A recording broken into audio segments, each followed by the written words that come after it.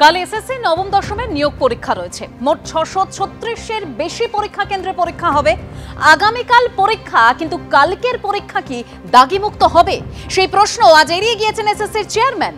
আমরা কি দেখেছি যে এসএসসি কারা যোগ্য কারা অযোগ্য সেটা স্পষ্ট করতে পারেনি বলেই সুপ্রিম নির্দেশে 2016 সালের গোটা প্যানেলটাই বাতিল হয়ে গিয়েছিল। বিভিন্ন মহলের তাই প্রশ্ন, কাল দাগিমুক্ত পরীক্ষা হবে কিনা সেটা কেন এসএসসি স্পষ্ট করতে পারছে না। অন্যদিকে অবশ্যই তেহট্টের ঘটনার দিকে নজর রাখতে হবে, কারণ বালক খুনে তেহট্টে জনরোষ, গণপিটুনিতে মৃত্যু হয়েছে অভিযুক্ত দম্পতির। আরো বিস্তারিত আপনাদের সামনে রাখবো, তবে তার আগে আজকের ছকভাঙা ছটার আলোচনার বিষয়। কাল এসএসসির নবম দশমের শিক্ষক নিয়োগের পরীক্ষা। দাগিমুক্ত হবে কি পরীক্ষা নিশ্চিত করতে পারল না কমিশন। কমিশনের যেটা উত্তর যে 14 তারিখের পর এই প্রশ্নের উত্তর দেব। অন্যদিকে পরীক্ষা ঘিরে কড়া নিরাপত্তা, প্রশ্নপত্র সুরক্ষিত রয়েছে দাবি করেছেন SSC chairman Siddhartha Majumdar. ED কোর্টে আত্মসমর্পণ, জামিন পেয়ে গিয়েছেন মন্ত্রী চন্দ্রনাথ সিংহ, তবে তাকে বেশ কিছু শর্ত মানতে হবে। যেরকম বলছিলাম, তেহট্টের ঘটনার দিকে নজর রাখবো। বালকের মৃত্যুতে তেহট্টে তুলকালাম পরিস্থিতি, দুই অভিযুক্তকে পিটিয়ে খুন করা হয়েছে। একেবারে রণক্ষেত্রের পরিস্থিতি নিয়েছিল আজকে তেহট্টের এই ঘটনায়। এবং এরই পাশাপাশি বাসন্তী দেবী কলেজের ছবি দেখতে পাচ্ছেন। এখানে আগামীকাল পরীক্ষা হবে, সেখানে প্রস্তুতি একেবারে চরমে পৌঁছেছে। কিন্তু কালকে রয়েছে পরীক্ষা, তার জন্য এসএসসির তরফে ঠিক কি কি পদক্ষেপ নেওয়া হচ্ছে। কাল নবম দশম শ্রেণীর শিক্ষক নিয়োগের পরীক্ষা। 9 বছর পর এই শিক্ষক নিয়োগের পরীক্ষা হচ্ছে। 35,726টি শূন্য পদে হবে এই নিয়োগ পরীক্ষা। আমাদের সঙ্গে এই মুহূর্তে দুই প্রতিনিধি রয়েছেন, একদিকে রুমা পাল রয়েছেন, অন্যদিকে কৃষ্ণেন্দু অধিকারী রয়েছেন। প্রথমেই কৃষ্ণেন্দুর কাছে যাব। কৃষ্ণেন্দু, আগামীকাল পরীক্ষা, 636-এর বেশি পরীক্ষা কেন্দ্রে পরীক্ষা হবে, পরীক্ষার জন্য প্রস্তুতিও রয়েছে। তবে এসএসসির তরফে আগামীকালের পরীক্ষা যাতে স্বচ্ছ হয় তার জন্য কি কি পদক্ষেপ নিচ্ছে কমিশন?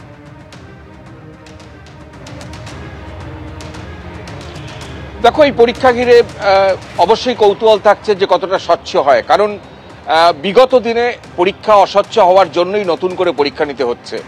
বিগত দিনে দুর্নীতি হয়েছে বলেই নতুন করে পরীক্ষা নিতে হচ্ছে সুপ্রিম কোর্টের নির্দেশ। এবং কালকে নবম দশম শ্রেণীর পরীক্ষা, এবং সেই পরীক্ষা 636টি পরীক্ষা কেন্দ্রে গোটা রাজ্য জুড়ে পরীক্ষা হচ্ছে এবং 3,19,919 পরীক্ষার্থী পরীক্ষা দিচ্ছেন নবম দশম শ্রেণীর ক্ষেত্রে। এবং সেক্ষেত্রে এসএসসি প্রচুর পর্যাপ্ত ব্যবস্থা নিয়েছে।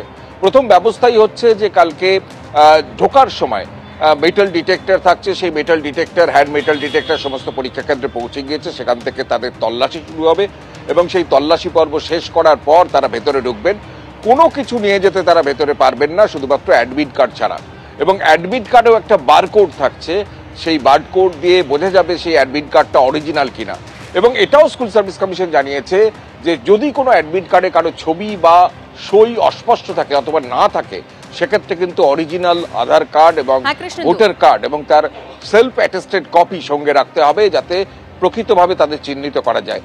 সব মিলিয়ে একাধিক ব্যবস্থা স্কুল সার্ভিস কমিশনের থেকে করা হয়েছে। এখন দেখার সেই পরীক্ষা কতটা স্বচ্ছ হয়, কারণ সেই স্বচ্ছতার প্রশ্নই সবচেয়ে বড় প্রশ্ন, যে স্বচ্ছতার প্রশ্নে আগের পরীক্ষা ব্যর্থ হয়েছে এবং দুর্নীতি হয়েছে, এবং দুর্নীতির জন্যই কালকের পরীক্ষা নিতে হচ্ছে। একদমই কৃষ্ণেন্দু, তুমি আমাদের সঙ্গে থাকো। এই জায়গা থেকে এবার আপনাদের সামনে রাখবো আজকে এসএসসি চেয়ারম্যান সিদ্ধার্থ মজুমদার আগামীকালের পরীক্ষা নিয়ে ঠিক কি বলেছেন, শুনুন। প্রত্যেকে যেটা নিয়ে যাবেন, নিয়ে যেতে পারবেন, সেটা হচ্ছে একটি স্বচ্ছ পেন। যদিও আমরা প্রত্যেক পরীক্ষার্থীর জন্য পেনের বন্দোবস্ত রেখেছি, তাকে অবশ্যই তার অ্যাডমিট কার্ডটি নিয়ে যেতে হবে। অ্যাডমিট কার্ড ছাড়া পরীক্ষা কেন্দ্রে প্রবেশ একেবারেই অনুমতিযোগ্য নয়। জলের বোতল, স্বচ্ছ একদম জলের বোতল হতে পারে, কিন্তু তাছাড়া অন্য কোনো কিছু কাগজপত্র, তার শুধু নিজের ফটো আইডি কার্ড ছাড়া কোনো কিছু সে নিয়ে যেতে পারবে না। যার অ্যাডমিট কার্ডে মনে হচ্ছে যে কিছু সমস্যা আছে, মানে ফটোটা স্পষ্ট নয় হয়তো, তাহলে তার পরীক্ষা যাতে বাতিল না হয় তার জন্য তার ওই অরিজিনাল, তো তিনি একটা আইডি কার্ড নিয়ে যাচ্ছেনই, তার একটা স্বপ্রত্যয়িত বা সেলফ অ্যাটেস্টেড, যেটা ফটোকপি বলি, সেরকম কপি উনি নিয়ে যাবেন। অর্থাৎ আগামীকালের পরীক্ষা নিয়ে সিদ্ধার্থ মজুমদার এসএসসির চেয়ারম্যান তিনি বলেছেন যে স্বচ্ছভাবে পরীক্ষা হবে, প্রশ্নপত্র সুরক্ষিত রয়েছে। অন্যদিকে সরকারও যথেষ্ট তৎপর। মুখ্য সচিব তিনি একাধিক নির্দেশ দিয়েছেন। কি নির্দেশ দিয়েছেন বিস্তারিত আমরা জানবো আমাদের প্রতিনিধি রুমা পালের কাছ থেকে। রুমা, দেখো, জানি রাখি কালকে একটা বড় পরীক্ষা এবং সেক্ষেত্রে সেই পরীক্ষা যাতে সুসম্পন্ন খুব ভালোভাবে হয় সেক্ষেত্রে কিন্তু সজাগ প্রশাসন। সেই কারণে কিন্তু একটি উচ্চ পর্যায়ের বৈঠক করেন মুখ্য সচিব, আজকে নবান্নে করেন এবং সমস্ত ডিএমরা সেখানে ছিলেন এবং তাদেরকে নির্দেশ দেওয়া হয়েছে একেবারে এসএসসির যে গাইডলাইন সেটা মেনে কিন্তু তাদের এই পরীক্ষা সংগঠিত করতে হবে। সমস্ত রাস্তায় থেকে কিন্তু প্রশাসনকে সজাগ থাকতে হবে। কোনো জেলায় কোনো অসুবিধা হচ্ছে কিনা, কোনো অসুবিধার বিষয় রয়েছে কিনা সেটাও কিন্তু তিনি জানতে চান। অর্থাৎ বোঝা যাচ্ছে যে সমস্ত যে এই ডিএমরা ছিলেন সেক্ষেত্রে কিন্তু রাজ্য সরকার চাইছে যাতে এই পরীক্ষা একদম নির্বিঘ্নে ঘটে, কোনোভাবেই যাতে কোনো অসুবিধার সম্মুখীন না হতে হয় পরীক্ষার্থীদের, এবং তার সঙ্গে এটাও ঠিক যাতে রাস্তায় বেরোলে তাদের কিন্তু কোনো অসুবিধার মধ্যে না পড়তে হয়। সেই ক্ষেত্রে কিন্তু পুরোপুরি নির্দেশ দেওয়া হয়েছে মুখ্য সচিবের তরফ থেকে, সমস্ত ডিএমদের সেই নির্দেশ দেওয়া হয়েছে। এবং এটাও ঠিক যে কালকে যে একটা পরীক্ষা একটা বড় চ্যালেঞ্জের মুখে পড়তে হচ্ছে রাজ্য সরকারকে, সেক্ষেত্রে যাতে পরীক্ষা একেবারে সুসম্পন্নভাবে সংগঠিত হয় সেখানে কিন্তু প্রশাসনের নজর। অর্থাৎ বোঝাই যাচ্ছে যে সব রকম প্রস্তুতি রয়েছে, সব রকম প্রস্তুতি চরমে রয়েছে। যেরকম পরীক্ষা কেন্দ্রের ছবি আপনাদের সামনে রেখেছিলাম, তবে এখান থেকেও বিরোধীরা যেটা বারবার বলছেন যে এই সরকারের আমলে কোনোভাবেই স্বচ্ছ পরীক্ষা সম্ভব নয়। শ্রমিক ভট্টাচার্য বিজেপি রাজ্য সভাপতি কি বলেছেন শোনাবো। সমস্ত পরীক্ষার্থী, শিক্ষা ব্যবস্থার সঙ্গে যারা যুক্ত এবং পশ্চিমবঙ্গের মানুষ এটা উপলব্ধি করেছেন যে এই সরকারের আমলে, এই সরকারের তত্ত্বাবধানে মেধার মর্যাদা দিয়ে কোনো স্বচ্ছ নিয়োগ সম্ভব নয়। পরীক্ষা ব্যবস্থাকে সম্পূর্ণভাবে কলুষিত করে দিয়েছে তৃণমূল কংগ্রেস। একটা সরকার যেখানে সর্বোচ্চ আদালত সুপ্রিম কোর্টে হলফনামা দিয়ে বলছে যে দুর্নীতি হয়েছে, দুর্নীতি আমরা করেছি, তারপরে সেই সরকারের কাছ থেকে, তাদের বিভিন্ন সংস্থার কাছ থেকে কি প্রত্যাশা করা যায়? আমি এখান থেকে সমীর চট্টোপাধ্যায়ের কাছে যাব। সমীরদা, আমরা জানি যে আগের পরীক্ষা অস্বচ্ছ বলেই সুপ্রিম কোর্টের নির্দেশে এই পরীক্ষা হচ্ছে। প্রাতিষ্ঠানিক দুর্নীতির কারণে হাজার হাজার পরীক্ষার্থীকে আবারও নতুন করে তাদেরকে পরীক্ষা দিতে হচ্ছে, একেবারে 9 বছর পর তাদেরকে আবার পরীক্ষায় বসতে হচ্ছে। সেখানে যেটা বলছেন সমীর ভট্টাচার্য, আপনি শুনলেন যে কোনোভাবেই এই সরকারের আমলে স্বচ্ছ নিয়োগ সম্ভব নয়, স্বচ্ছভাবে পরীক্ষা হওয়া সম্ভব নয়। দেখুন, দীর্ঘ 9 বছর দীর্ঘ প্রতীক্ষার অবসান ঘটিয়ে সুপ্রিম রায়ে 2016 সালের যে সমস্ত দুর্নীতির কারণে 26,000-এর প্যানেল বাতিল হয়েছে, 9, 10, 11, 12, গ্রুপ সি, গ্রুপ ডি, সর্বোচ্চ 26,000 বা তার কিছু। আমি মনে করি সুষ্ঠু ও সুন্দরভাবে সুপ্রিম রায়ে যে পরীক্ষাটা এসএসসি নিতে চাচ্ছে এবং রাজ্য সরকার তৎপর এবং সুষ্ঠু সুন্দরভাবে পরীক্ষা পরিচালনার জন্য শুধু সরকার নয়, সরকারি দল তৃণমূল নয়, তার সাথে বিরোধী দলকেও আমি অনুরোধ করব যে এতগুলো বাঙালি আবার সরকারি চাকরির অভিমুখে সুযোগ পাচ্ছে, তাদের পাশে থাকুন, সুষ্ঠুভাবে পরীক্ষা চালানোর জন্য। একটা জিনিস আশা করি আপনার মনে আছে যে এই পরীক্ষাটা কেন দিতে হচ্ছে, কারণ 2016 সালের প্যানেলটা বাতিল হয়েছিল, কারণ যোগ্য অযোগ্য লিস্টটা পাওয়া যায়নি, আলাদা করা যায়নি, গোটা প্যানেলটা বাতিল হয়ে গেছে, তাই তাদেরকে আবার পরীক্ষায় বসতে হচ্ছে। দেখুন দেবস্মিতা, কিছু তো একটা ঘটনা ঘটেছিল বলেই তো প্যানেলটা বাতিল হয়েছে, এবং তার মধ্যে যোগ্য এবং অযোগ্যের প্রশ্ন ছিল চাল এবং কাঁকড়। কিছু কাঁকড় অবশ্যই বাঁচা গেছে শিক্ষকতার দিক থেকে। 1806টি কেস পাওয়া গেছে যারা অযোগ্য টেন্টেড, সেটা 30 আগস্ট এসএসসি লিস্ট করে দিয়েছে। সেই লিস্টেরই একটা অংশ, মানে সেই লিস্টে আগে তারা কোর্টে অর্থাৎ সুপ্রিম কোর্টে জমা দেয়, সেটাকেই তালিকাভুক্তভাবে 30 আগস্ট প্রকাশ করে রাত্রি 8টার পর। তাহলে স্বাভাবিকভাবে এই স্বচ্ছতার একটা যে কোনো কারণে ত্রুটি বিচ্যুতি, টেকনিক্যাল ফল্ট যাই ঘটুক না কেন, একটা ঘটনা সামনে এসছে, তাই নিয়ে সুপ্রিম কোর্ট একসঙ্গে অযোগ্য আলাদা করতে গিয়ে যোগ্যদেরও প্রায় সব মিলিয়ে 26,000-এর একেবারে যখন তালিকা নিয়ে কথা হচ্ছে, অর্থাৎ যেটা সুপ্রিম কোর্ট বলেছিল যে একজন দাগিও যেন পরীক্ষায় বসতে না পারে, যদি বসে তাহলে সেটা এসএসসি কে ফল ভুগতে হবে। আর আগামীকালের পরীক্ষা কি দাগি মুক্ত হতে চলেছে, এই প্রশ্ন যখন এসএসসি চেয়ারম্যানকে করা হয়, তিনি সেই প্রশ্ন এড়িয়ে গিয়েছেন। কি বলেছেন শোনাবো। লাস্ট অবজারভেশনে সুপ্রিম কোর্ট বলেছে কোনোভাবেই কেউ দাগি এখানে বসে না। এই প্রশ্নের আজকে আমি আলোচনাটা 14 তারিখের পরে করব। এটা এখানে আজকে জানানোর জন্য দরকার নেই। আমাদের ওয়েবসাইটে যেটুকু আছে সুপ্রিম কোর্টের নির্দেশ যা আছে সেটা সবাই জানেন, সেই মেনেই তারা বসবেন, আসবেন, ইত্যাদি ইত্যাদি। এই ব্যাপারে আমাদের কিছু এই ব্যাপারে আমরা আজকে আলোচনা করব না।